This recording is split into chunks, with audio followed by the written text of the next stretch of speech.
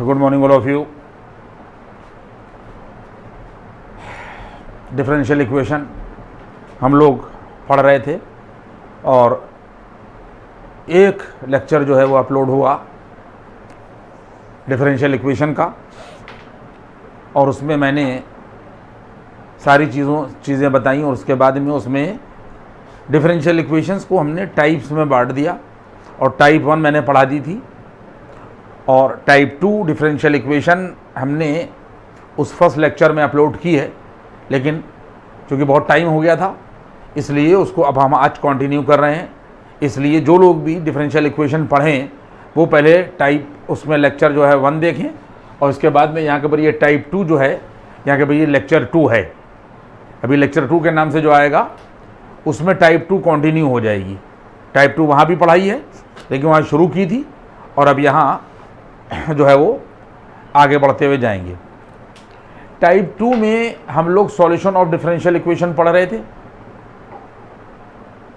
और उस solution of differential equation में मैंने 2 सवाल आप लोगों को लगवा दिए थे।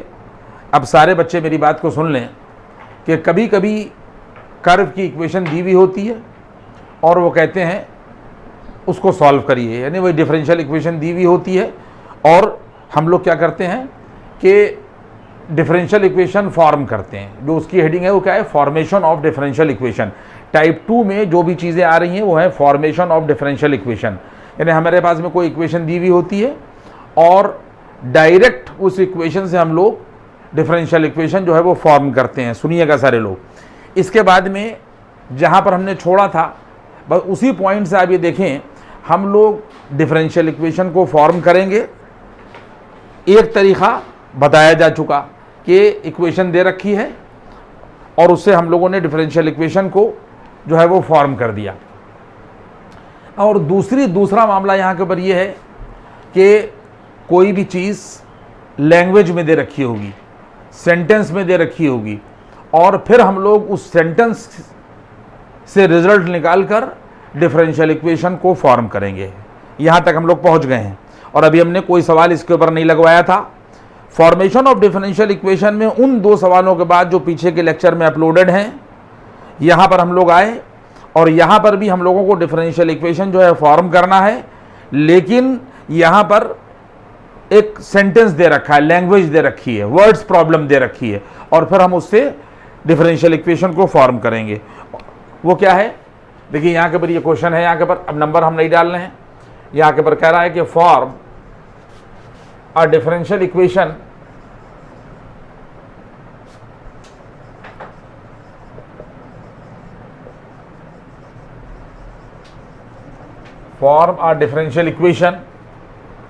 Of all circles. ये देखिए यहाँ के पर लिखा हुआ है, यहाँ के पर of all circles whose center lie on the x axis। कह रहा है यहाँ के पर whose center lie on x axis। इस तरीके के, देखिए बहुत ज़्यादा सवाल हम नहीं लगा पाएंगे, ये मैं आप लोगों को क्लियर कर दूं। सवाल आप ही को लगाना है, तरीक़ा मैं आपको बता रहा हूँ। इस तरीके की प्रॉब्लम्स आएंगी। इसमें सिर्फ एक परेशानी आपको होगी, अगर आप चैप्टर नहीं पढ़े हैं तो सवाल नहीं लगा पाइएगा। वो हमारी कोई जिम्मेदारी नहीं है, वो आप लोग समझ लीजिए कि कंसेप्ट हर चीज़ का आपको क्लियर होना चाहिए। अगर पैराबोला से रिलेटेड सेंटेंस है तो आपको पैराबोला के बारे में जानकारी होना चाहिए। यहाँ के पर ये कह रहा है कि form a differential equation of all circles, यानी सर्किल की फैमिली की बात की जा रही है। whose सेंटर यहाँ के पर लाई ऑन एक्स एक्सिस। यहाँ के पर लेट हम लोगों ने क्या माना, let equation of all circles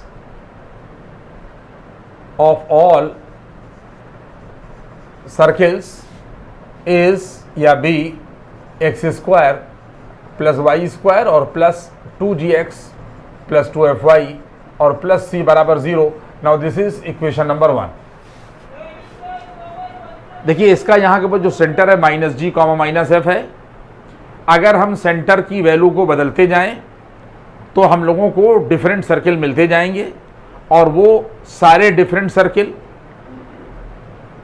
particular centre के लिए पर्टिकुलर होंगे। अगर आपने सेंटर पर्टिकुलर मान ली -2, -3 कर दिया, दूसरा सर्किल में आपने जो वैल्यू दी वो 2, 3 दे दी, तो ये बात आप समझ लें कि GFC यहाँ के ऊपर जो है वो आर्बिट्रेरी कांस्टेंट है, ये बार बार बदलता जाएगा और हमको सर्किल मिलता जाएगा। अगर हम लोगों ने यहाँ के ऊपर ये माना कह रहा है form a differential equation of all circles centre lie on x axis, अगर सेंटर एक्स एक्सिस पे लाई कर रहा है बच्चों, centre lie on x axis, यानी ये हमारे पास में यहाँ के ऊपर ये सेंटर है, इसका सेंटर यहाँ के पर -G, -F होगा, इसका सेंटर -G, -F होता है, सब लोग 11वें में पढ़ते हैं। अगर ये एक्स एक्सिस पे लाई कर रहा है, अगर ये एक्स एक्सिस पे लाई कर रहा है बच्चों, तो एक्स एक्सिस पर वाई कोऑर्डिनेट हमेशा 0 होता है, इसलिए एफ जो है वो 0 हो जाएगा। तो इक्वेशन ऑफ सर्किल क्या आ जाएगी? इक्वेशन ऑफ सर्किल x² होगा प्लस y² होगा और प्लस का यहाँ के पर ये 2gx होगा और प्लस का c बराबर 0। Now this is equation number यहाँ के पर ये 2। हम लोगों ने f की वैल्यू इसके अंदर जो है वो 0 कर दी, तो जो सवाल ने कहा था वो सर्किल हम लोगों को मिल गया कि ये ऐसा सर्किल है जिसका सेंटर लाई कर रहा है किसके ऊपर? एक्स एक्सिस के ऊपर। यहां तक बात पहुंची। इसके बाद में यहां के ऊपर 2 कांस्टेंट है, सारे बच्चे देख लें, यहां के ऊपर ये 2 कांस्टेंट हैं, तो हम 2 बार से ज्यादा इसको डिफरेंशिएट नहीं कर सकते। तो where G and C are constant, where G and C are constant, मैंने आपको बता दिया था जितने कांस्टेंट होंगे उतनी ही बार डिफरेंशिएट करेंगे। तो ये आ जाएगा 2x प्लस 2y, ये आ जाएगा dy/dx प्लस 2g और बराबर 0, क्योंकि c कांस्टेंट है ये 0 हो जाएगा। इसके बाद में सारे बच्चे यहाँ के पर ये 2 कॉमन ले लें, तो x plus y dy by यहाँ के पर dx होगा और प्लस का g बराबर यहाँ के पर 0। Now this is equation number यहाँ के पर ये 3।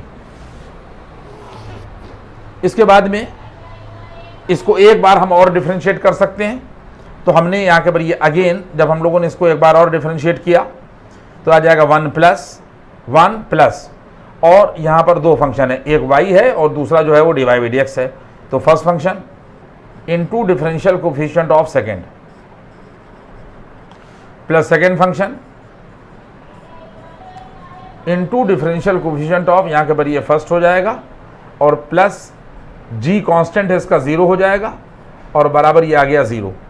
तो वैल्यू आ जाएगी 1 प्लस y d2y और अपान यहाँ के पर dx2 होगा और प्लस यहाँ के पर आ जाएगा dy/dx का होल स्क्वायर बराबर 0। ये डिफरेंशियल इक्वेशन फॉर्म हो जाएगी। देखिए इसमें मैंने आपको पहले बता दिया कि जब आप इस टाइप के सवाल टाइप 2 में देखेंगे तो सबसे ज़्यादा उन बच्चों को दिक्कत होगी जिनके कॉन्सेप्ट नहीं क्लियर हैं। अगर कॉन्सेप्ट क्लियर हैं तो एक से एक टिपिकल सवाल आपसे सॉल्व हो जाएगा। तरीका मैंने आपको बता दिया, अब आप इसको यही ना पता होती, उसके बाद कंडीशन ही लगाना ना पता होती, तब नहीं हो पाएगा।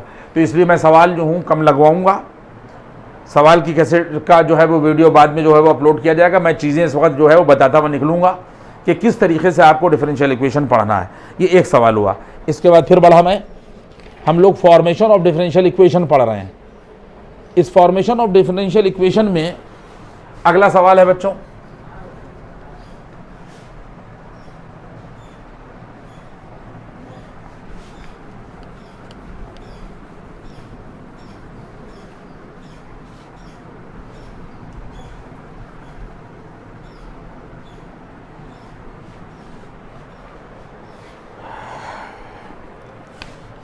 ये लेक्चर 2 है।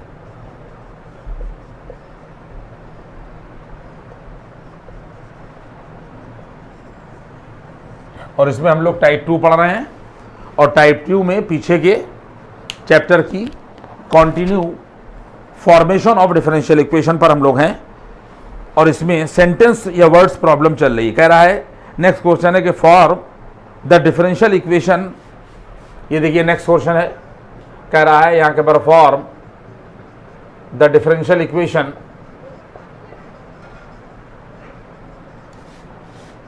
Of family of parabolas, family of यहां के पर parabolas,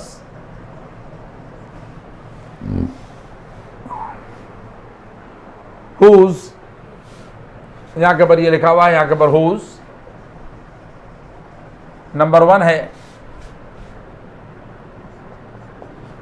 axis be parallel to y axis. देखिए यहां के पर क्या कह रहा है, यहां के पर एक्सिस इज पैरेलल, ये पैरेलल है टू एक्स एक्सिस।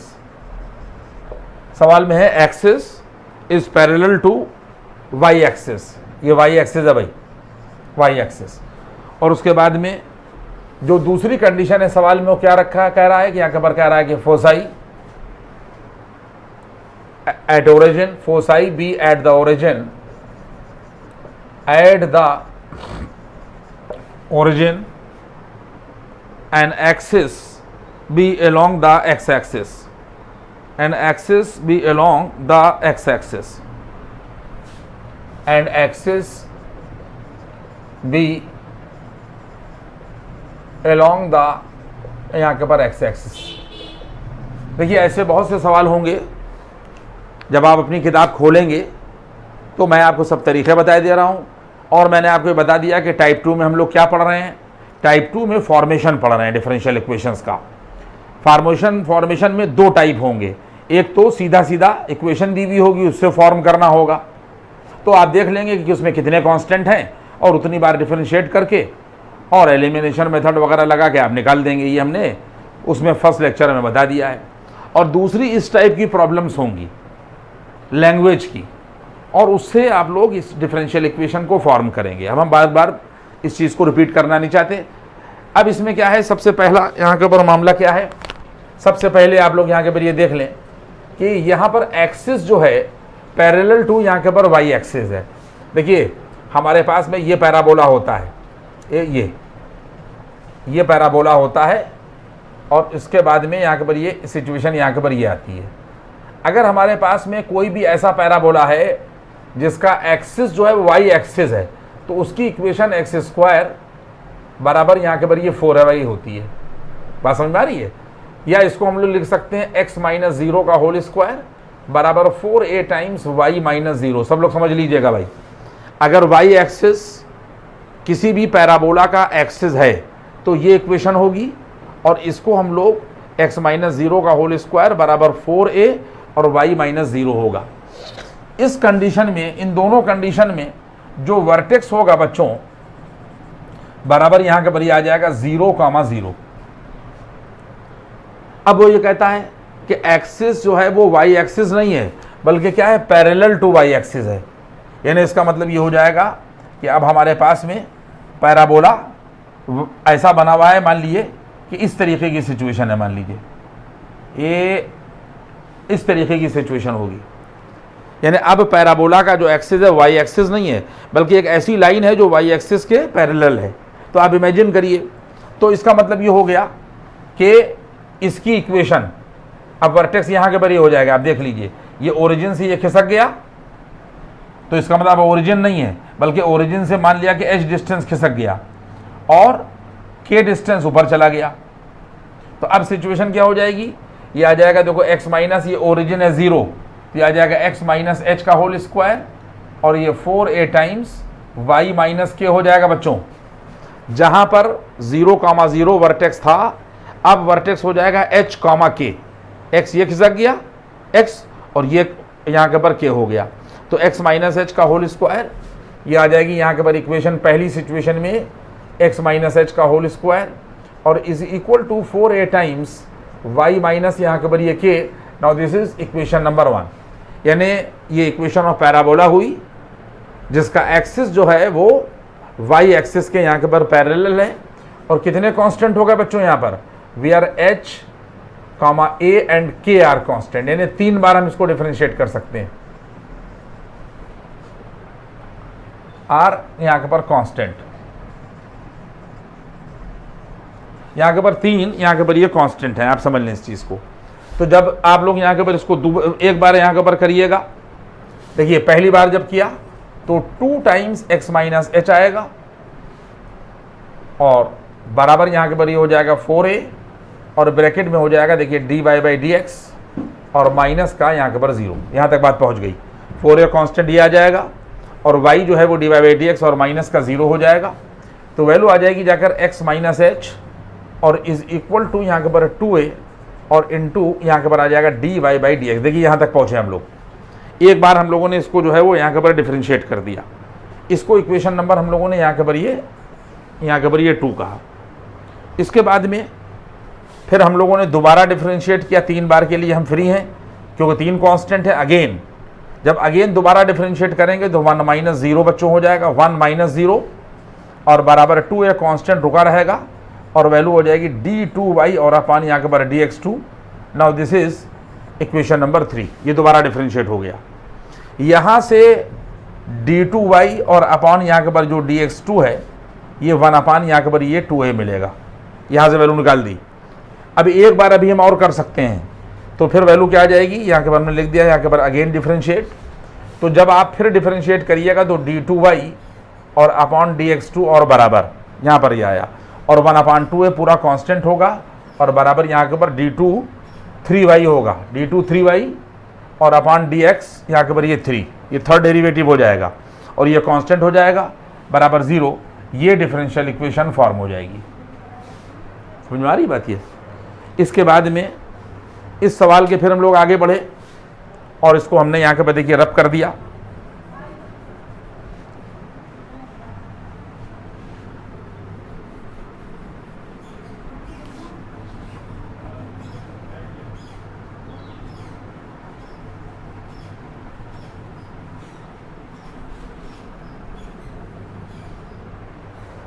देखिए आप लोग, दूसरे में कह रहा है कि हम लोगों को डिफरेंशियल इक्वेशन फॉर्म करना है of the family of parabolas, लेकिन कंडीशन क्या है कि foci be at the origin. देखिए अगर हमारे पास में यहाँ के ऊपर ये हमारे पास में ये सिचुएशन होती है,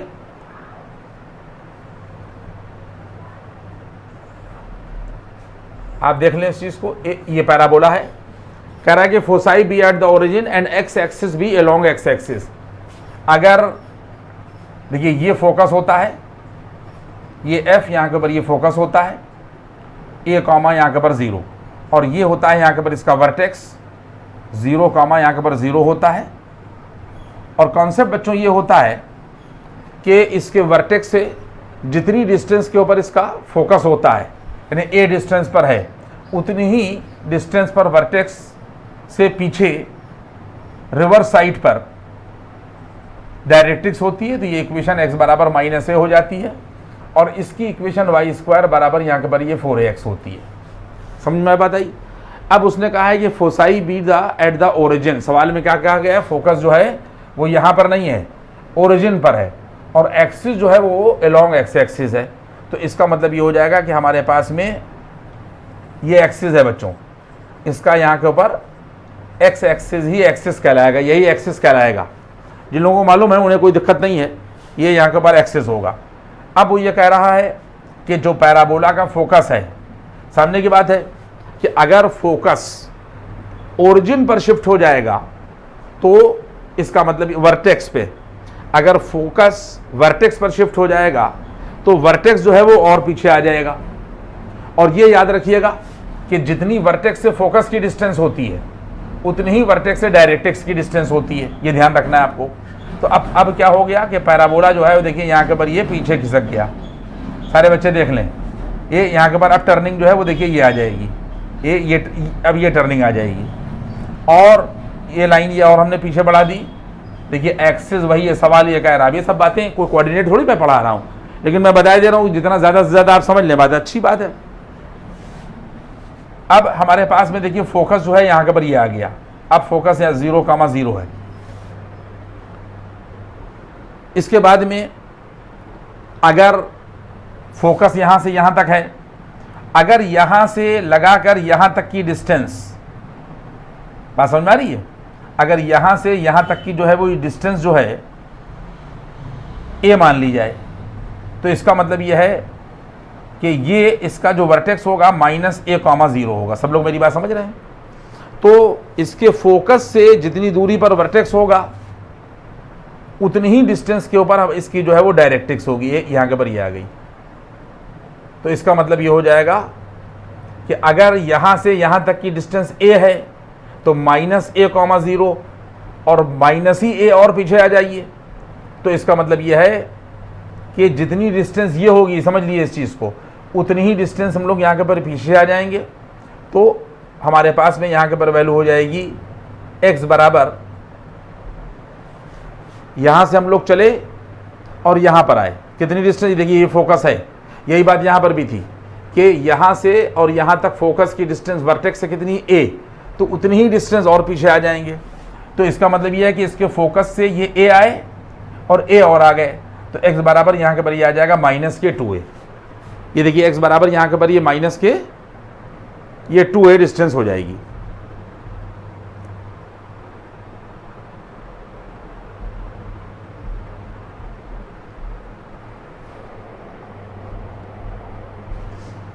ठीक है, ये बात उतनी है कि फोकस से वर्टेक्स a आए तो a हम लोग और इतना ही आ जाएंगे। तो फिर सिचुएशन क्या हो जाएगी, यहाँ के पर ये x बराबर यहाँ के पर -k2a, ये आ गई। अब एक बात आप और समझ लें कि अगर कोई पॉइंट यहाँ के पर ले लिया जाए, सब बातें मैं आपको समझाई दे रहा हूँ। अगर ये पॉइंट यहाँ के ऊपर x1 और कॉमा यहाँ के पर y1 हो और इससे किसी लाइन के ऊपर परपेंडिकुलर गिराया जाए और ये लाइन ax + by और +c बराबर 0 हो, तो ये पॉइंट अगर यहाँ के पर P है और ये पॉइंट यहाँ के पर M है, तो लेंथ ऑफ परपेंडिकुलर PM जो है a आता है, a यहाँ से लिया जाता है x का मल्टीपल, और x1 यहाँ से लिया जाता है, और प्लस यहाँ के पर ये by1 होता है और प्लस c और अपॉन √a² और प्लस यहाँ के पर b²। ये लेंथ ऑफ परपेंडिकुलर होता है। a कहाँ से आया, x का मल्टीपल, b कहाँ से आया, ये y का मल्टीपल है, और c यही वाला है, और x1 y1 ये वाले हैं, और ये a और b कहाँ से आया, ये भी x और b के मल्टीपल है। ये लेंथ ऑफ परपेंडिकुलर होता है। और सुनिए मेरी बात को, इसके बाद में क्या होता है कि अगर पैराबोला की डेफिनेशन बच्चों ये है, इसी में बनाए देते हैं, बात को समझ लेना। पैराबोला की डेफिनेशन ये होती है कि अगर इस फोकस से, देखिए फोकस ये है, कोई पॉइंट यहाँ के पर ले लिया जाए और इसको इससे मिला दिया जाए और इसके कोऑर्डिनेट x, y माने जाएं, और इस P से हम लोग इसके ऊपर परपेंडिकुलर गिरा दें। ये देखिए ये हम लोगों ने परपेंडिकुलर गिरा दिया है PM। तो पैराबोला की डेफिनेशन ये कहती है कि फोकस से किसी पॉइंट की डिस्टेंस जो पैराबोला पर है और उससे डायरेक्ट्रिक्स पर गिराया गया परपेंडिकुलर बराबर होता है। ये डेफिनेशन है पैराबोला की।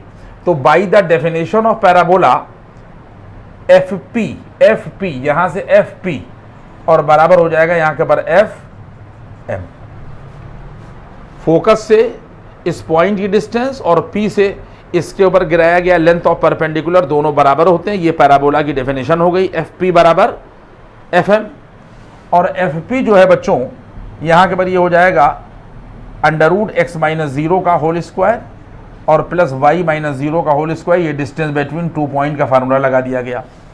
और आगे बढ़िए, डिस्टेंस बिटवीन 2 पॉइंट का फार्मूला लगाने के बाद फिर यहाँ पे देखिए किसी लाइन पर, अब देखिए लाइन ये है और पॉइंट ये है, तो अगर ये पॉइंट बच्चों यहाँ के ऊपर ले लिया जाए x, y, क्या ले लिया जाए x, y, ये देखिए ये पॉइंट है, ये पॉइंट P, और उसके बाद में इस लाइन के ऊपर परपेंडिकुलर गिरा दिया इस लाइन पर। ये लाइन क्या है, x + 2a बराबर 0। यानी ये सिचुएशन यहाँ के पर इस पर जो परपेंडिकुलर गिराया गया, किसके ऊपर गिराया गया, इस लाइन के ऊपर गिराया गया। लाइन कौन सी है, x + 2a बराबर 0। यानी इसका मतलब ये हो गया कि हमने आपसे क्या बताया था, a आएगा, a कहाँ से आएगा, x का मल्टीपल होगा, तो ये देखिए 1 हो गया, x का मल्टीपल 1, a, x1 जो है वो x है इंटू x होगा, और इसके बाद में प्लस, फिर b, y का टर्म इसमें नहीं है तो ये 0 हो गया, और उसके बाद में यहाँ के पर प्लस, फिर c यहाँ के पर कांस्टेंट होगा, c की जगह के पर ये 2a होगा, और उसके बाद में यहाँ के पर अंडर रूट 1 का स्क्वायर और प्लस 0 का स्क्वायर होगा, क्योंकि a और b यहाँ के पर ये है। तो वैल्यू आ जाएगी जाकर यहाँ के पर x square plus y square, ये रूट हटा दिया, स्क्वायर कर दिया, और बराबर ये वैल्यू यहाँ के पर ये आ जाएगी एक्स प्लस 2a का होल स्क्वायर, क्योंकि यहाँ के पर ये वैल्यू आ गई। आइए अब इधर और लेके आइए, तो यहाँ के पर ये वैल्यू आ जाएगी एक्स स्क्वायर और प्लस वाई स्क्वायर और इज इक्वल टू यहाँ के पर आ जाएगा एक्स प्लस 2a का यहाँ के पर ये होल स्क्वायर। तो वैल्यू क्या हो जाएगी, इसको यहाँ के पर ये सॉल्व करिए। देखिए हमारे पास में यहाँ के पर इसके बाद इसको हम लोग यहाँ के पर ये सॉल्व करेंगे, तो रिजल्ट आ जाएगा जाकर यहाँ के पर एक्स स्क्वायर और प्लस वाई स्क्वायर और is equal to x square plus यहाँ के पर ये 4a स्क्वायर, यहाँ पर a प्लस b लगा रहे हैं, और प्लस यहाँ से आ जाएगा 4ax। तो यहाँ से ये एक्स स्क्वायर कट जाएगा, वाई स्क्वायर बराबर बचेगा 4ax और प्लस यहाँ के पर आ जाएगा 4a square. Now this is equation number 1। अब आप खुद ही देखिए ये कितना बड़ा यही एक आफत है। अब इतने ही कॉन्सेप्ट आप लोगों को नहीं मालूम होगा तो कहाँ से डिफरेंशियल इक्वेशन फॉर्म कर लीजिएगा। तो इसलिए पढ़िए कायदे से, अच्छा ही बच्चा जो है वो कर पाएगा, क्योंकि हर जगह के ऊपर अलग अलग तरीके के सेंटेंस आएंगे, वर्ड्स आएंगे, तो उसकी मालूमात तो आपको होना चाहिए। अब देखिए इतनी तो इसी के अंदर थ्योरी थी। अब हम लोग यहाँ पहुँचे तो वाई स्क्वायर बराबर 4ax और प्लस यहाँ के पर ये 4a स्क्वायर दे रखा है। इसके अंदर एक कांस्टेंट है बच्चों, तो एक ही बार डिफरेंशिएट होगा, तो वैल्यू आ जाएगी जाकर यहाँ के पर ये 2y, फिर a कांस्टेंट है, ध्यान दे लीजिएगा, तो 2y और dy बाई यहाँ के पर ये dx होगा और बराबर सिर्फ 4a होगा, और ये यहाँ के पर ये 0 हो गया। ठीक है, तो y is dy by dx is equal to यहाँ के पर आ जाएगा 2a, y dy by dx बराबर यहाँ के पर आ जाएगा 2a। इसके बाद में यहाँ के ऊपर इसकी वैल्यू ये देखिए वैल्यू है y dy बाई dx बराबर यहाँ के पर 2a। Now this is equation number यहाँ के पर ये 2 आ गई। इसके बाद में हम लोग क्या करेंगे कि अभी देखिए ये कांस्टेंट इसमें मौजूद है, रिमूव नहीं हुआ है। अब हम एलिमिनेशन मेथड ही इस्तेमाल कर सकते हैं, तो इसी में आपको यहाँ के पर होशियारी से आप देख लें कि यहाँ के पर ये फ्रॉम इक्वेशन नंबर यहाँ के पर 1y स्क्वायर होगा और बराबर ये वैल्यू यहाँ के पर ये आ जाएगी 4a। देखिए यहाँ से 4a कॉमन ले लिया तो वैल्यू मिल जाएगी x प्लस 4a कॉमन ले लिया है तो x प्लस a हो जाएगा। फिर हमारे पास में यहाँ के पर देखिए y स्क्वायर होगा और ये देखिए 2 हमने अलग कर दिया और इसका जो 2a है उसकी जगह y dy बाई dx रख दिया, ये y रख दिया और यहाँ के पर dy बाई dx रख दिया। देखिए ये 2 तो ये रख दिया और जो 2a था वहाँ पर हमने y dy बाई dx रख दिया, ये आ गया और उसके बाद में x प्लस होगा। और जहाँ के ऊपर ये a लिखा हुआ है बच्चों, क्योंकि 4a तो कॉमन हो चुका है ना, जहाँ के पर a लिखा हुआ है a की वैल्यू यहाँ के पर ये वैल्यू आ जाएगी y बाई 2, a की वैल्यू यहाँ से निकाल लीजिए और dy बाई dx, ए यहाँ के पर ये आ गया। अब इसके अंदर कहीं पर कोई कांस्टेंट नहीं रह गया, हमने जो कांस्टेंट ए था उसको रिमूव कर दिया। आगे अब अपने अपने आंसर के हिसाब से आप लोग सॉल्व कर लीजिएगा, बाकी यही हम इसका यहाँ के पर ये आंसर ये जो है वो डिफरेंशियल इक्वेशन फॉर्म हो गई। हो सकता है कि एक आध स्टेप और खाली कैलकुलेशन का करना होगा। मेन थीम क्या थी कि उसमें से हम कांस्टेंट रिमूव करें, ये मामला यहाँ तक हो गया।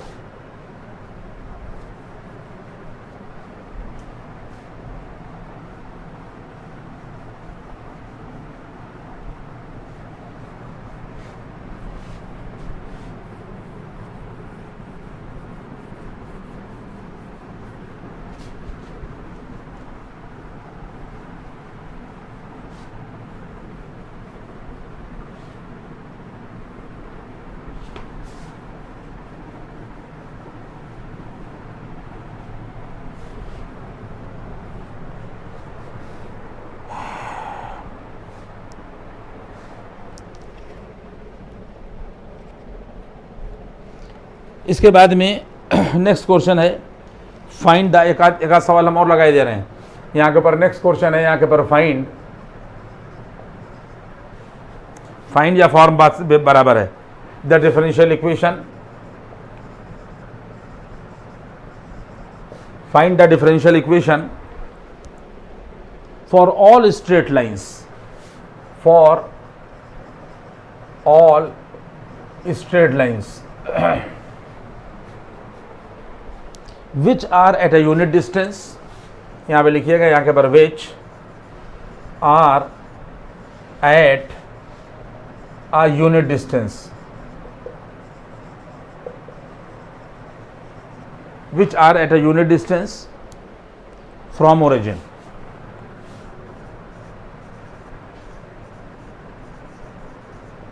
देखिए सिचुएशन यहाँ के पर ये दे रखी है, मैंने कह दिया आपसे कि लैंग्वेज फॉलो करना पड़ेगी। कह रहा है कि फाइंड या form the differential equation for all straight lines which are at a unit distance from origin. ये बच्चों पढ़ाया जाता है कि ये वाई एक्सिस है और यहाँ के पर ये एक्स एक्सिस है और ये लाइन यहाँ के पर ये जा रही है और ये जो है वो ओरिजिन है और इस ओरिजिन से इसके ऊपर लाइन के ऊपर ये लाइन ये है, ठीक है, के ऊपर ये परपेंडिकुलर गिरा दिया जाता है और ये एंगल जो है वो अल्फा होता है। अगर मान लीजिए कि ओ एम है, ये अगर length of perpendicular O M है तो जितने भी बच्चे देख रहे हैं जो जानता है तो ठीक है, इस लाइन की इक्वेशन क्या होगी? अगर एंटी क्लॉकवाइज डायरेक्शन में ये एंगल अल्फा है, ये एंगल जो है वो अल्फा है किसका? अगर हम इससे परपेंडिकुलर गिराएं तो परपेंडिकुलर का एक्स एक्सिस के साथ में एंटी क्लॉकवाइज डायरेक्शन में एंगल अल्फा है और length of perpendicular O M, इस लाइन पर ओरिजिन से परपेंडिकुलर गिरा दिया गया, उसकी लेंथ जो है वो पी है। तो a cos alpha plus y sine alpha बराबर यहाँ के ऊपर ये पी होती है। ये लेंथ ऑफ परपेंडिकुलर या नॉर्मल फॉर्म या परपेंडिकुलर फॉर्म की इक्वेशन होती है, 11वें में आपको पढ़ाई जाती है। ये मैंने आपको थ्योरी बता दी। अब कह रहा है कि find the differential equation for all straight lines which are at a unit distance. क्या कह रहा है? Unit distance from origin. इसका मतलब ये है कि P की वैल्यू बच्चों 1 है, जो सवाल है उसमें P बराबर यहाँ के पर 1 है, तो ये वैल्यू हो जाएगी जाकर यहाँ के पर a cos alpha plus b sine alpha और इज इक्वल टू 1। और दिस इज इक्वेशन नंबर 1। ये हमने इसकी ज्योमेट्री को फॉलो किया। Where a and b are constant, दो कांस्टेंट हैं तो इसलिए 2 बार डिफरेंशिएट कर सकते हैं। तो माइनस का ए साइन अल्फा हुआ और प्लस का यहाँ के बार आ जाएगा बी कॉज अल्फा और इज इक्वल टू 0। ये एक बार डिफरेंशिएट कर दिया बच्चों हमने। अब हम लोग क्या करेंगे कि यहाँ के ऊपर माइनस का ए साइन अल्फा रखा हुआ है। अब साइन अल्फा से हम लोग यहाँ के ऊपर जो है वो डिवाइड कर देंगे। यहाँ के ऊपर हम लोगों ने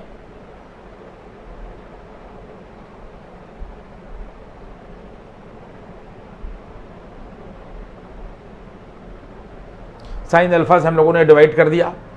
तो जब हम लोग डिवाइड करेंगे तो माइनस का ए आ जाएगा और प्लस का बी और ये कॉट अल्फा बराबर 0 हो जाएगा। सारे लोग मेरी बात समझ लें। साइन अल्फा से यहाँ डिवाइड किया गया और साइन अल्फा से यहाँ डिवाइड किया गया और साइन अल्फा से यहाँ किया गया।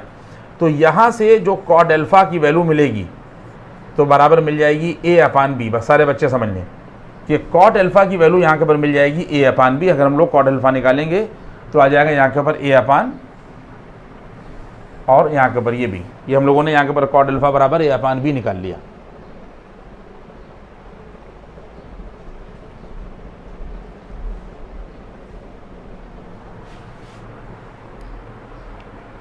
इसके बाद में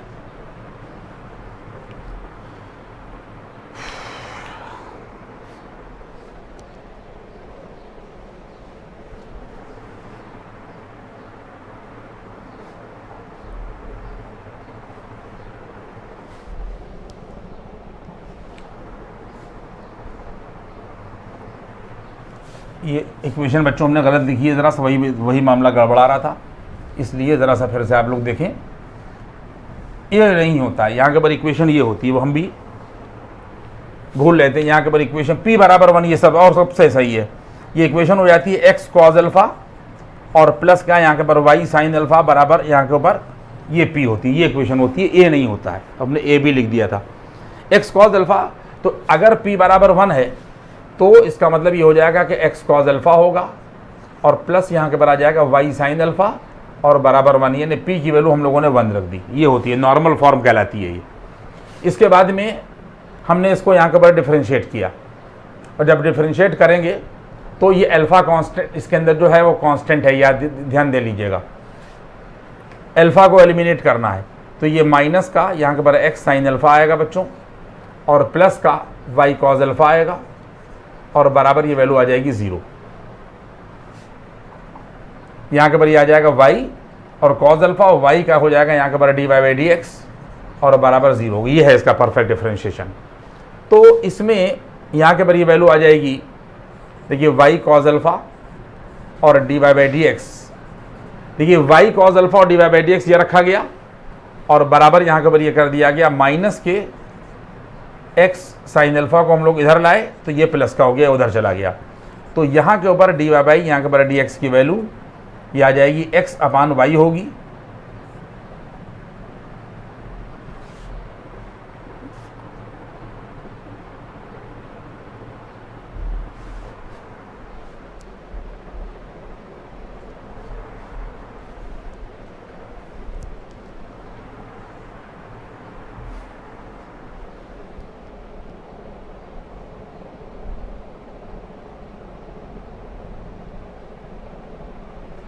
ठीक है। D y by d x की वैल्यू यहाँ के पर ये आ जाएगी एक्स अपान वाई होगी, और ये वैल्यू आ जाएगी साइन अल्फ़ा और अपान कॉज अल्फ़ा, ये आ जाएगा यहाँ के पर ये टेन अल्फ़ा। आप लोग देख लें इस चीज़ को। ये हम लोगों ने अब इसमें d y by d x की वैल्यू यहाँ के पर एक्स अपान वाई और यहाँ के पर ये टेन अल्फ़ा आ गया। अब हम लोग क्या करेंगे कि इसको इक्वेशन नंबर यहाँ के पर ये 1 मानेंगे, और इक्वेशन नंबर 1 मानने के बाद में इसको कॉज अल्फ़ा से डिवाइड कर देंगे। तो बच्चों यहाँ के पर ये वैल्यू आ जाएगी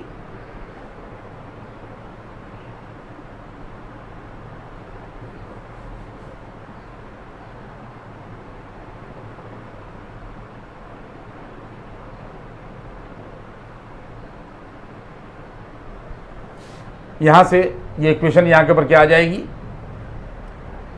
अगर हम इसमें कॉज अल्फ़ा से डिवाइड कर दें तो बच्चों देखो x ये बचेगा, यहाँ देखते रहना, और प्लस फिर y हमारे पास में यहाँ के ऊपर ये बचेगा, और sine alpha upon cos alpha जो है ये आ जाएगा यहाँ के ऊपर ये देखो टेन अल्फ़ा, और बराबर ये 0 आ जाएगा।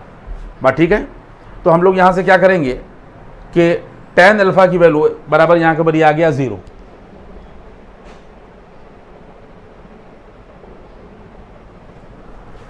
इस वैल्यू को उठाकर हम लोग यहाँ से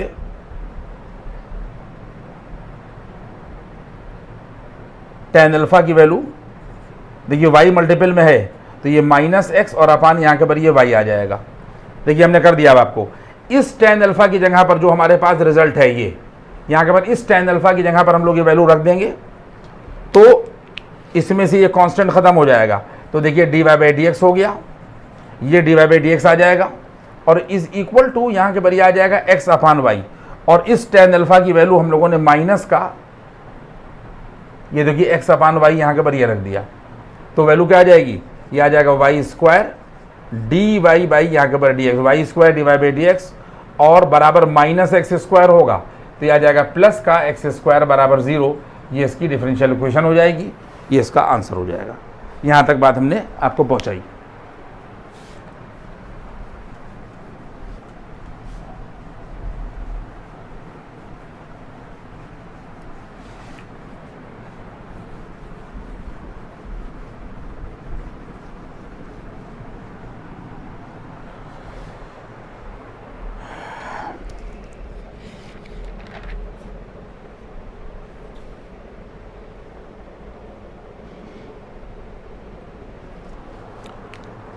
अब हमारे पास में यहाँ के पर देखिए ये हमने मिटा दिया, ये लेक्चर 2 ही है, और लेक्चर 2 जो में ये टाइप 3 हम लोगों ने डिफरेंशियल इक्वेशन डाली, और उसके बाद में हम लोगों ने यहाँ के पर ये कर दिया। देखिए टाइप 2 ख़त्म हो गई, टाइप 1 मैंने पढ़ाई, अब उसके बाद नहीं बोलना है, आप लेक्चर देखिएगा।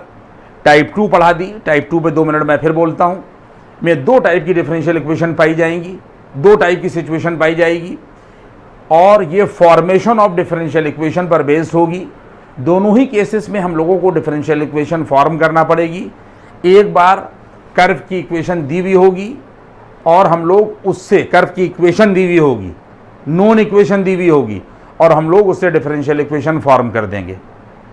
दूसरी सिचुएशन क्या होगी जो मैंने अभी आपको कराई कि एक सेंटेंस दिया हुआ होगा, वर्ड प्रॉब्लम दे रखी होगी, वो सर्किल या लाइन या किसी चीज़ से भी रिलेटेड हो सकती है, उसके अकॉर्डिंग पहले कर्व की इक्वेशन फॉर्म करेंगे और फॉर्म करने के बाद में फिर डिफरेंशियल इक्वेशन उससे फॉर्म करें। पहले तो कर्व की इक्वेशन फॉर्म करेंगे या कर्व की इक्वेशन बनाएंगे और फिर हम उससे डिफरेंशियल इक्वेशन फॉर्म करेंगे। ये हो गया टाइप 2।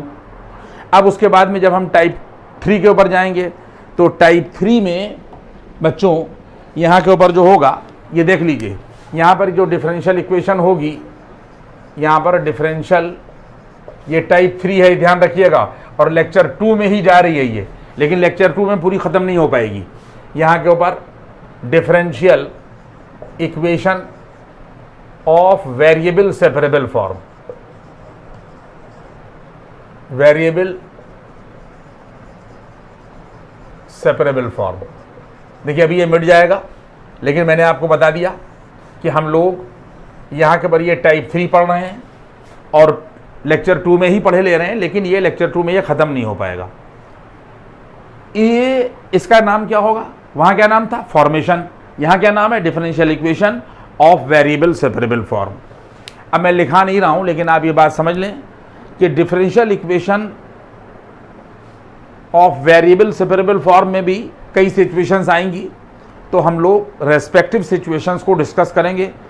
पहली बात तो आप ये समझ लें कि इसकी पहचान ये होगी कि हमारे पास में कोई इक्वेशन यहाँ के ऊपर ये दे रखी होगी, उसका आइडेंटिफिकेशन ये होगा कि जैसे ही हम उस डिफरेंशियल इक्वेशन में कलम लगाएं, ठीक है, यहाँ के ऊपर जैसे ही कलम लगाएंगे वैसे ही x और उनके फंक्शन और उनके डेरिवेटिव और y और उनका डेरिवेटिव अलग हो जाएगा। देखिए ये पहचान है, हर जगह पर अलग नहीं होगा, ये बात आप समझ लें। ये जो दूसरी यहाँ के पर दूसरे लेक्चर में टाइप 3 हम लोग पढ़ रहे हैं, डिफरेंशियल इक्वेशन और वेरिएबल सेपरेबल फॉर्म, इसको आप समझ लें कि x और उनके डेरिवेटिव, उनके फंक्शन अलग हो जाएं, y उनके डेरिवेटिव जो y से रिलेटेड सिचुएशन है वो लेफ्ट और राइट पर अलग अलग आ जाए।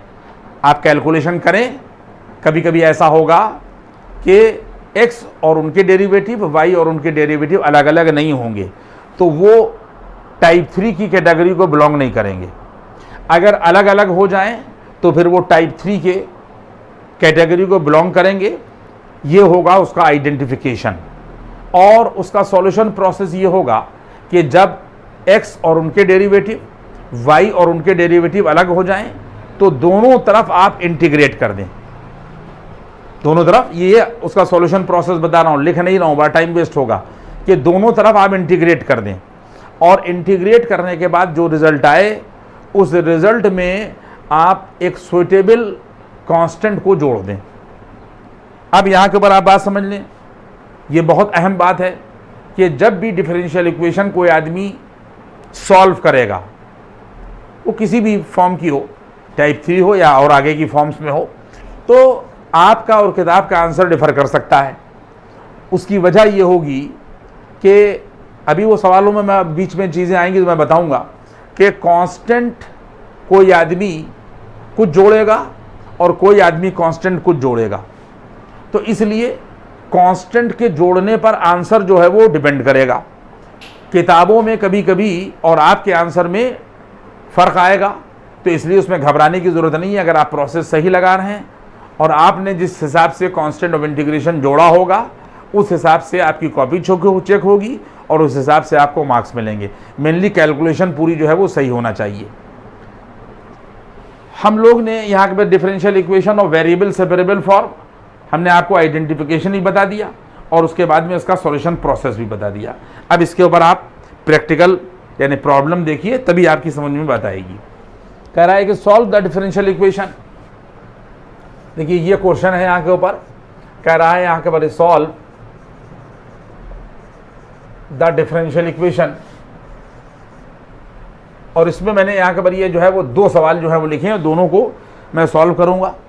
dy बाई डी एक्स, ये पहला यहाँ के ऊपर ये दे रखा है dy बाई यहाँ के ऊपर डी एक्स बराबर e टू दी पावर यहाँ के ऊपर x प्लस वाई, और प्लस यहाँ के ऊपर दे रखा है x स्क्वायर और e to the power y। और दूसरा यहाँ के ऊपर ये दे रखा है, देखिए दूसरा सवाल यहाँ के ऊपर ये दे रखा है कि e टू द पावर यहाँ के ऊपर ये x और यहाँ के ऊपर +1 y dy,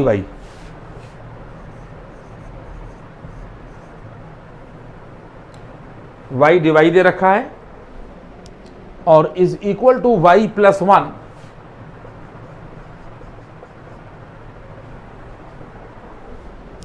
e to the power x dx दे रखा है। सब बच्चे देख लें और कह रहा है कि solve the differential equation. Type 2 में क्या पढ़ा था? Form the differential equation. यहां क्या पढ़ रहे हैं? Solve the differential equation.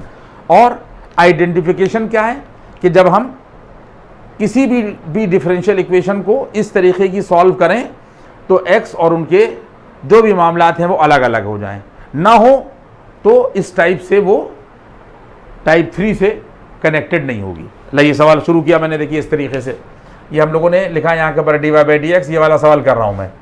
e to the power x, यहाँ से इसको e to the power x into e to the power y में ब्रेक कर दिया और +x² into e to the power y हो गया। तो यहाँ के ऊपर ये वैल्यू आ जाएगी dy/dx बराबर e to the power y, बच्चों कॉमन ले लिया, e to the power x + x², ये कर दिया। इसी को हम कह रहे हैं आपसे कि जैसे ही आप कलम लगाएंगे कैलकुलेशन शुरू हो जाएगी।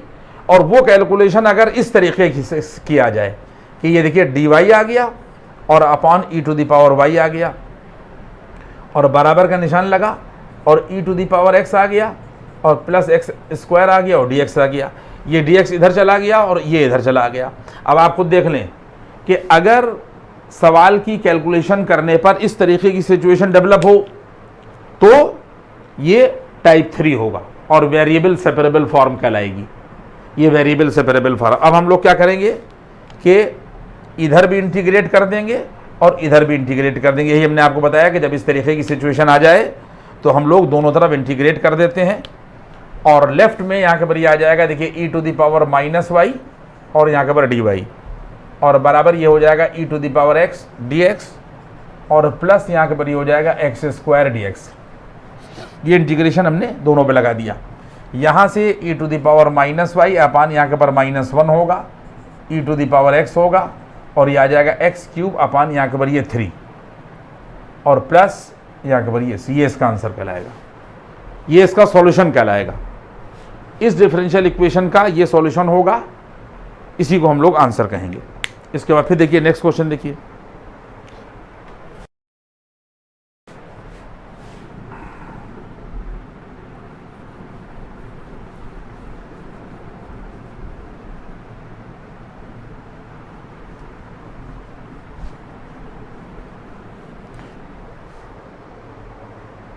ये मैंने आपको इसलिए बता दिया है कि आप जितने भी टाइप हैं उनकी कैलकुलेशन अपने दिमाग में रखें, उनकी आइडेंटिफिकेशन, उनके सॉल्यूशन प्रोसेस दिमाग में रखिएगा तो सवाल आसानी से लगते चले जाएंगे। देखिए हमने इसको सॉल्व करना शुरू किया तो वैल्यू हो जाएगी जाकर e to the power x और यहाँ के पर ये +1, देख ली ये कैलकुलेशन शुरू की और upon e to the power x dx ये हमने नीचे कर दिया बराबर। ये देखिए हम लोगों ने यहाँ के पर y +1 ये लिया और अपॉन y dy जो है वो हम लोग नीचे लिया है। आप देख लें इस चीज़ को, x अलग हो गया और y की पूरी कारगुजारियाँ जो है वो अलग हो गई, लेकिन चूंकि हर सवाल में dx ऊपर होता है तो e to the power x और dx ऊपर रखा गया और upon e to the power x +1 देखिए यहाँ के पर ये रख दिया गया और बराबर यहाँ के पर ये आ जाएगा y dy बच्चों और अपान आ जाएगा यहाँ के पर y प्लस यहाँ के पर 1। इसके बाद में जब इस तरीके की सिचुएशन आ जाए तो आप इधर भी इंटीग्रेट कर देंगे और आप इधर भी इंटीग्रेट कर देंगे। देखिए इसमें लेफ्ट वाले पोर्शन में, ये पहले इसको कर रहे हैं हम लोग, यहाँ के पर लेफ्ट वाले पोर्शन में हम लोगों ने e to the power x +1 को t मान लिया। अगर हम लोग e to the power x +1 को t माने और इसको डिफरेंशिएट करें तो e to the power x dx बराबर dt आएगा। तो इसका मतलब लेफ्ट में यहाँ के ऊपर dt आएगा और नीचे जो है बच्चों t आएगा। अब बराबर राइट में आइए, देखिए राइट में सिचुएशन क्या होगी, यहाँ के पर हम लोग y +1 और -1 कर देंगे और नीचे कर देंगे यहाँ के पर y +1 और ये बच्चों आ जाएगा यहाँ के पर dy। बात समझ में आई? एक जोड़ दिया गया और एक घटा दिया गया, तो dt/t जो है ये log t हो जाएगा और बराबर यहाँ के ऊपर वैल्यू हो जाएगी y +1/y+1 को अलग करिएगा तो सिर्फ dy बचेगा, dy तो साथ में रहेगा ही, और माइनस, और ये वैल्यू आ जाएगी dy और y+1, ये हमने अलग अलग कर दिया। अब इसमें यहाँ के पर log होगा और t की वैल्यू आ जाएगी e⁻x और यहाँ के पर +1 और dy की वैल्यू y होगी और माइनस के ये आ जाएगा log यहाँ के पर y+1। देखिए ये हो गया। इसके बाद में इसमें ये कहा गया, देखिए यही बात मैं आपको बता रहा हूँ, आप अपनी सहूलियत के हिसाब से कोई भी कांस्टेंट ऑफ इंटीग्रेशन जोड़ सकते हैं। ये किताबों में भी लिखा है, ये मैं भी आपको बता रहा हूँ, इस पर कोई बहस नहीं है। जिस तरीके का कांस्टेंट ऑफ इंटीग्रेशन आप जोड़ेंगे उस तरीके का आपको आंसर मिलेगा और आपकी किताबों से वो डिफ़र भी कर सकता है। मान लीजिए कि हमने यहाँ तक सवाल को पूरा लगा लिया और हमने इसमें यहाँ के पर ये log c कर दिया, c के बजाय log c कर दिया। ये है यहाँ के पर कांस्टेंट इंटीग्रेशन। अब हमने इसकी कैलकुलेशन की तो देखिए यहाँ के पर ये आ जाएगा log e⁻x +1 ये आएगा बच्चों, और प्लस का यहाँ के पर log y+1 यहाँ के पर ये आएगा और माइनस का log c ये आएगा और बराबर ये सिर्फ y बचेगा। कैलकुलेशन देखते रहिए। अब यहाँ पर ये log लिखा है, m लिखा है, प्लस log n लिखा है, तो log mn हो जाएगा। ये क्या हो जाएगा? log mn। तो ये वैल्यू आ जाएगी e⁻x +1 और दूसरे ब्रैकेट में आ जाएगा यहाँ के पर y+1। ये देखिए log m + log n log mn हो गया और माइनस का log c लिखा हुआ है, तो माइनस का देखिए हम लोगों ने ये log c कर दिया और बराबर y कर दिया। अब इसमें यहाँ के पर ये log हो जाएगा और बेस e है, ये अंडरस्टूड है। अगर हम इस पूरे पोर्शन को m पढ़ें और इस पोर्शन को यहाँ के पर m पढ़ें तो log m और माइनस का log n जो है log m/n हो जाएगा, अपॉन में आ जाएगा। ये यहाँ पर y+1 होगा और अपॉन c होगा और बराबर यहाँ के पर आ जाएगा y। यहाँ तक बात पहुँची। इसके बाद में फिर वैल्यू क्या आ जाएगी? इसकी लास्ट कैलकुलेशन ये होगी कि अगर हम इस log को एक्सपोनेंशियल में बदलें तो e⁻y क्या आ जाएगा आंसर? ये आ जाएगा e⁻y,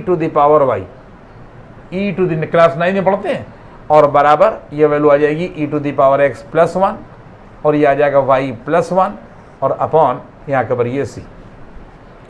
इसके बाद में एक स्टेप इसके अंदर कैलकुलेशन और हो सकती है कि c को क्रॉस कर दिए तो c e⁻y हो जाएगा और बराबर आ जाएगा e⁻x +1 और ब्रैकेट में आ जाएगा y+1। तो मैंने आप लोगों को ये दो सवाल लगाकर यहाँ के ऊपर ये दिखाया और आगे बढ़ रहा हूँ मैं धीरे धीरे।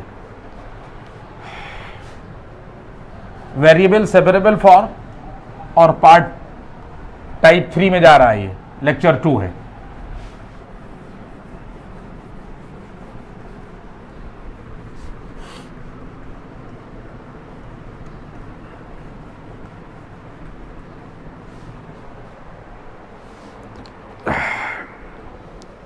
कह रहा है कि सॉल्व द डिफरेंशियल इक्वेशन। देखिए अगला क्वेश्चन है यहाँ के ऊपर, ये कह रहा है कि सॉल्व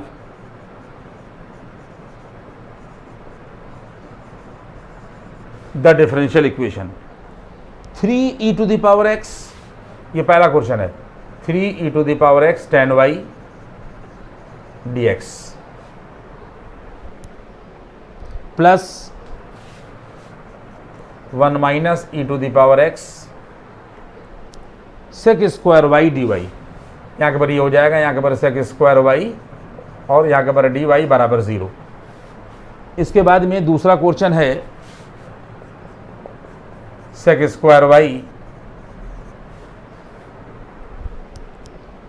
sec² x लिखा हुआ है और ये लिखा हुआ है यहाँ के पर ये tan y और यहाँ के पर लिखा है dy और plus sec² y tan x, ये लिखा हुआ है यहाँ के पर sec² y और यहाँ के पर tan x और ये लिखा हुआ है dx बराबर 0। फिर वही बात आई, सॉल्व द डिफरेंशियल इक्वेशन। देखिए जब जब आप डिफरेंशियल इक्वेशन को सॉल्व करने शुरू करेंगे तो अलग अलग टाइप आपको मिलेंगे। अगर वेरिएबल सेपरेट हुए जा रहे हैं शराफत से तो कोई परेशानी वाली बात नहीं है, वरना फिर आगे जो तरीक़े बताए जाएंगे वो आप जो है वो अडॉप्ट करेंगे। और याद रखिए कि जितनी भी डिफरेंशियल इक्वेशन का सॉल्यूशन है वो इसी बात पर डिपेंड करेगा कि उनके वेरिएबल सेपरेट हो जाएं और वेरिएबल सेपरेट होने के बाद में दोनों तरफ इंटीग्रेट हो जाएं। तो पहली ये जो आप पढ़ रहे हैं टाइप 3 में, तो ये तो शराफत से इसके वेरिएबल सेपरेट हो जाएंगे, और बाकी बहुत सी ऐसी डिफरेंशियल इक्वेशंस होंगी कि शराफत से उनके वेरिएबल सेपरेट नहीं होंगे, उनमें पहचानना पड़ेगा, आइडेंटिफाई करना पड़ेगा और फिर हमें तरीक़ा लगाना पड़ेगा। वो सब हम आगे डिस्कस करेंगे। देखिए हमारे पास में यहाँ के पर ये दिया हुआ है, हमने शुरू किया 3e⁻x tan y और यहाँ के पर लिखा dx और बराबर ये लिखा हम लोगों ने यहाँ के पर -1 e⁻x sec² y और यहाँ के पर dy। ठीक है, इसके बाद में ये देखिए ये आप लोगों ने यहाँ के पर ये tan y किया और अपॉन ये देखिए tan y लिखा हुआ है और यहाँ से sec² y dy ले लिया। ये आप लोगों ने sec² y और यहाँ के पर dy ले लिया और बराबर माइनस के 1 - x कर दिया।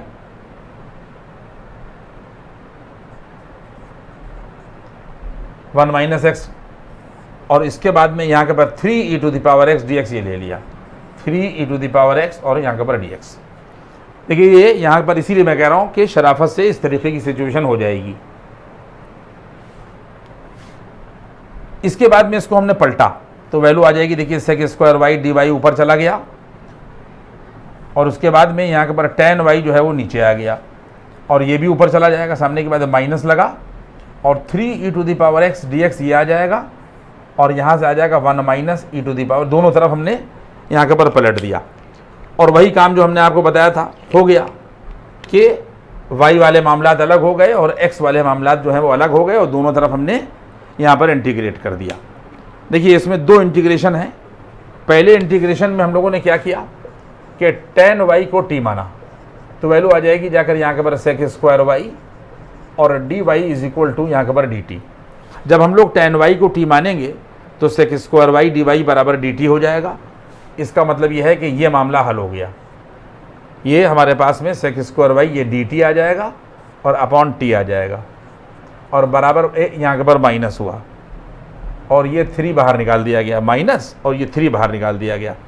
इसके बाद में 1 - e⁻x को देखिए ये हमने निशान खींच दिया। अब 1 - e⁻x को हम लोगों ने z मान लिया, कोई और वेरिएबल मान लिया इसको। तो जब आप दोनों तरफ डिफ्रेंशिएट करिएगा तो ये 1 तो 0 हो जाएगा और -e⁻x dx होगा और z का हो जाएगा यहाँ पर dz। सारे बच्चे खुद ही देख लीजिए कि अगर हम लोग देखिए ये 3 तो हमने लिख दिया और माइनस यहाँ लगाते तो -e⁻x और dx किसके बराबर हो जाएगा, dz के बराबर हो जाएगा और नीचे क्या आ जाएगा z। तो वैल्यू हो जाएगी जाकर यहाँ के पर log t और बराबर यहाँ से आ जाएगा 3 log और यहाँ के पर z, log z ये इंटीग्रेट कर दिया। और इसके बाद में इसमें प्लस हम अब ये भी सुन लीजिए कि चाहे कांस्टेंट इंटीग्रेशन जो भी जोड़ा जाए और जिधर भी जोड़ा जाए इससे कोई फ़र्क नहीं। मान लीजिए कि इधर ना जोड़कर अगर हम इधर भी जोड़ सकते हैं, ये हमने इधर जोड़ दिया, ये सब हम आपको बताए दे रहे हैं मामलात, तो वैल्यू आ जाएगी जाकर किधर भी जोड़ सकते हैं एनी साइड, तो log होगा और ये c आएगा और अगर प्लस का निशान लगा है तो log c t हो जाएगा और t की वैल्यू हम लोग रख देंगे tan y ये, और इसके बाद में फिर बराबर का निशान लगेगा और ये देखिए यहाँ के पर log, अगर हम इसको m log n पढ़ेंगे तो log z³ हो जाएगा और z की वैल्यू है हमारे पास में 1 - e⁻x और क्यूब ये लग गया और दोनों तरफ से बच्चों हम लोगों ने log हटा दिया तो ये आ जाएगा देखिए c और यहाँ के पर ये आ जाएगा tan y = 1 - e⁻x का यहाँ के पर होल क्यूब, ये इसका यहाँ के पर आंसर हो गया। क्लियर हो रही बातें। अभी हम लोग वही पोर्शन पढ़ रहे हैं कि जिसमें शराफत से वेरिएबल जो है वो सेपरेट हो जाएंगे, और अगर शराफत से वेरिएबल सेपरेट ना हो तो फिर हम लोग क्या करेंगे कि तरीक़े लगाएंगे। वो तरीक़े फिर हम लोग आगे पढ़ेंगे। और एक बात अपने ध्यान में रखिएगा कि जितनी भी डिफरेंशियल इक्वेशंस हैं उनको सॉल्व करने में हम लोगों को वेरिएबल्स को ही सेपरेट करना पड़ेगा। अब पहला तरीका आप पढ़ रहे हैं, वेरिएबल जो है अपने आप सेपरेट हुए जा रहे हैं, कोई दिक्कत नहीं है। आपने कलम लगाया, कैलकुलेशन शुरू की और हो गए। और फिर अगर नहीं होंगे तो फिर आगे जो है वो आपको तरीके बताए जाएंगे। इसके बाद में यहाँ के पर नेक्स्ट क्वेश्चन पर जाइए, इस वाले क्वेश्चन पर तो वैल्यू हो जाएगी जाकर यहाँ के ऊपर, ये देखिए सेक स्क्वायर एक्स लिखा गया, tan y लिखा गया और यहाँ के ऊपर dy लिखा गया बराबर माइनस, और ये वैल्यू हो जाएगी जाकर सेक स्क्वायर y, यहाँ के ऊपर tan x और यहाँ के ऊपर dx। यहाँ तक आई बात। इसके बाद में ये देखिए यहाँ के ऊपर ये वैल्यू हो जाएगी सेक स्क्वायर, यहाँ के ऊपर लिखिए tan y dy। देखिए ये हम लोगों ने लिखा है यहाँ के ऊपर tan y और यहाँ के ऊपर dy, और सेक स्क्वायर y को नीचे कर दिया, ये नीचे कर दिया गया, ठीक है। इसके बाद में फिर बराबर का निशान लगाइए और माइनस लगाइए और लिखिए, देखिए ये tan x और यहाँ के ऊपर dx लिखिए, और x वाला पोर्शन सेक स्क्वायर x जो है वो इधर कर दीजिए।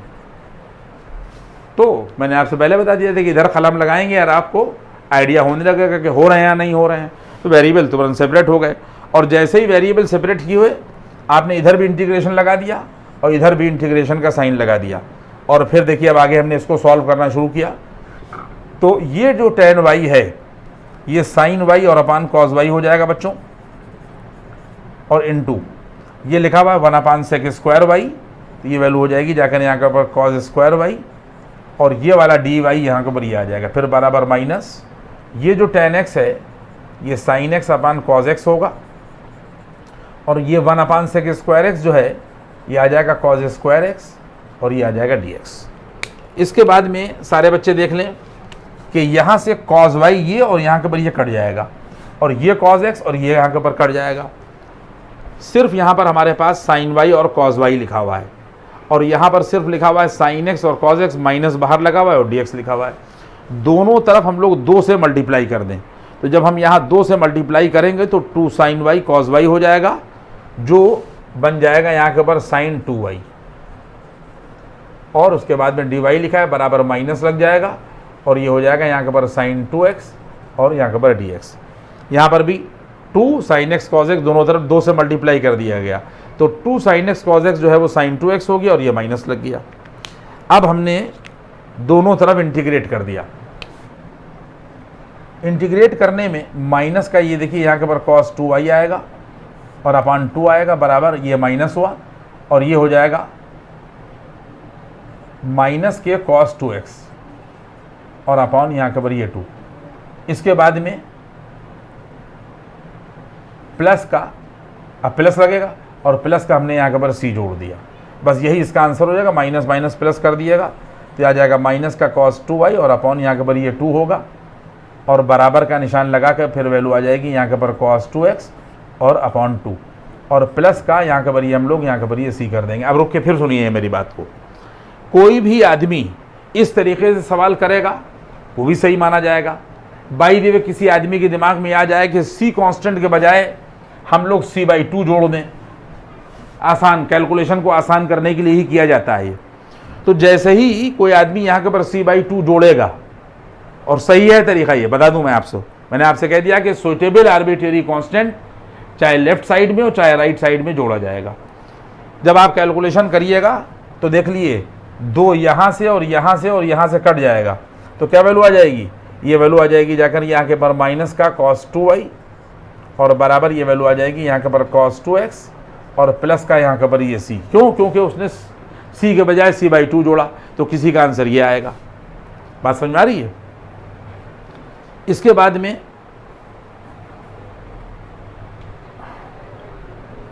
अगर अब इसके बाद में भी कैलकुलेशन हो जाएगी कि अगर हम लोगों ने यहाँ के ऊपर ये किया कि माइनस के यहाँ के ऊपर ये cos 2y और माइनस का cos 2x और बराबर c किया, तो वैल्यू हो जाएगी यहाँ के ऊपर cos 2y और प्लस यहाँ के ऊपर ये cos 2x बराबर या ये माइनस इधर चला जाएगा और माइनस इधर जाने के बाद में ये आ जाएगा प्लस सी बराबर 0। मान ली किसी का आंसर ये आ रहा है, बहुत डिफरेंट आंसर आएंगे, तो इसलिए इसके ऊपर ज़्यादा फोकस हम नहीं डाल रहे, लेकिन हमने आपको बता दिया इसमें घबराने की ज़रूरत यहाँ के ऊपर नहीं है।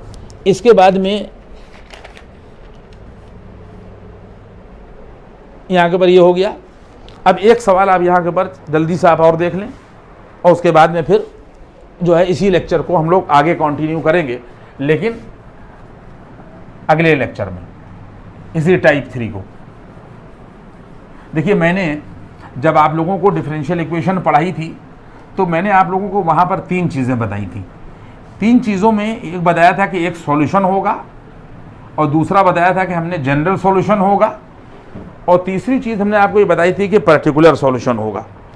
आप देख लें कि यहाँ के ऊपर कह रहा है कि फाइंड, ये नेक्स्ट क्वेश्चन है और आज का लास्ट क्वेश्चन है। यहाँ के ऊपर कह रहा है कि फाइंड पर्टिकुलर सॉल्यूशन। क्या कह रहा है? फाइंड पर्टिकुलर, यहाँ के ऊपर solution, find particular solution of differential equation. यहाँ पर कह रहा है कि of differential equation dy by dx बराबर, क्या कह रहा है यहाँ के ऊपर? dy बाई dx बराबर 1 plus x square plus y square, और प्लस के यहाँ के ऊपर एक्स स्क्वायर और यहाँ के ऊपर वाई स्क्वायर, गिवन दैट, और इसके बाद में यहाँ पे पेश कह रहा है गिवन दैट y बराबर 1 कॉमा x बराबर 0, y बराबर यहाँ के ऊपर 1 व्हेन x बराबर 0 लिखा हुआ है, यहाँ पे लिखा हुआ व्हेन x बराबर 0। अब यहाँ के ऊपर आप सारे बच्चे देख लें कि ये पर्टिकुलर सॉल्यूशन निकालना है। क्या निकालना है? Particular solution. तो सबसे पहला काम क्या करेंगे कि देखिए dy बाई हम लोगों ने dx किया और बराबर 1 प्लस एक्स स्क्वायर लिखा, प्लस वाई स्क्वायर यहाँ से और यहाँ से हम लोगों ने कॉमन ले लिया तो 1 प्लस एक्स स्क्वायर हो गया।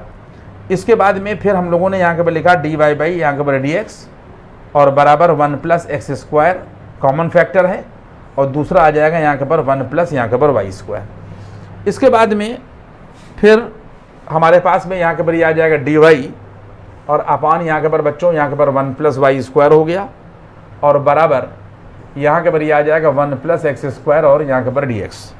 dy के साथ में इसको ले लिया गया और 1 प्लस एक्स स्क्वायर के साथ में इसको ले लिया गया। जब वेरिएबल सेपरेट हो गए तो ये इंटीग्रेशन हो गया। देखिए, ये बात मैं बार बार आपको बताता रहूँगा। जब आप मेरा इंटीग्रेशन का लेक्चर देखेंगे तो वहाँ पर भी हमने ये बात बताई कि कोई सवाल अगर डायरेक्ट फार्मूले की फॉर्म में नहीं है तो हम लोग कैलकुलेशन करके उसको पहले फार्मूले की फॉर्म में एक्सप्रेस करेंगे, वो फार्मूले कि जो हमने याद किए हैं या पढ़े हैं।